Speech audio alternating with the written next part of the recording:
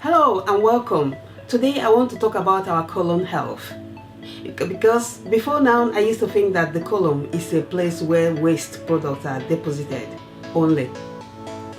But having read a chapter called the Microbiome Friendly Bacteria in Dr. Michael Greger's book on how not to diet, I realized that our colon is actually seen as an ecosystem, meaning that our colon is a house for trillions of bacteria. Why is that something I should be talking about? I'm talking about it because good things happen in the colon, but the colon doesn't start doing magical things until you feed it a special food that it likes, and that special food is fiber. Fiber, as you know, is plant roughage. I call it nature's broom. Fiber, you don't get it from meat, you don't get it from donut, you don't get it from cake, you don't get it from oil. Fiber is only, you get it from whole plant based food. And when I say whole plant based food, I mean the fruits, vegetables, legumes, whole grains, nuts and seeds. Fiber does not digest in the small intestine. It passes through to the colon. And when fiber lands in the colon, the bacteria feed on the fiber and they release what is called short-chain fatty acids, mainly, for example, butyrate. And wonderful things happen when short-chain fatty acids are released, because short-chain fatty acids boost your immune system. It prevents you from having leaky gut, from having colon disease, bowel cancer, celiac disease, and other autoimmune disease. And short-chain fatty acids travels around the body doing wonderful things, releasing healing effects. It clears your brain, it boosts your mood.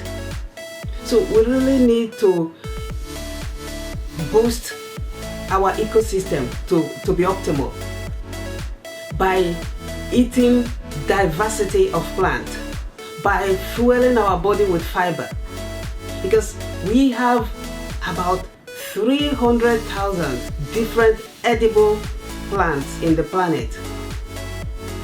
So I encourage you to try new ones, eat different types of fruits and vegetables, legumes, whole grains, nuts and seeds.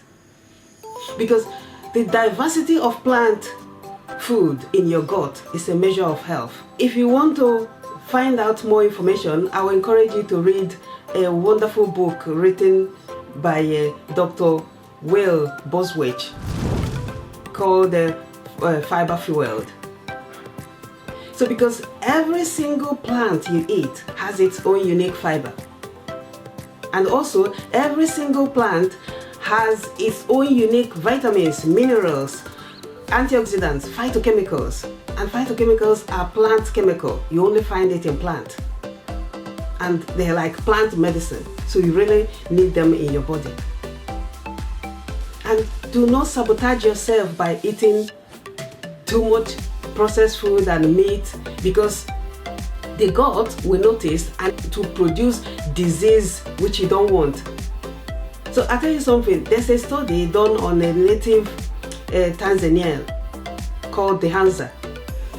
Their immune, their gut, their colon is optimal because they eat about 600 different types of fruits and vegetables every single year. 600, not few that I eat myself, because I'm still challenging myself.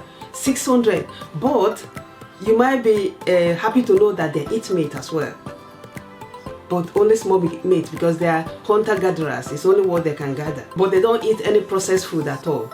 So if you must eat a little meat, boost your intake of plant food.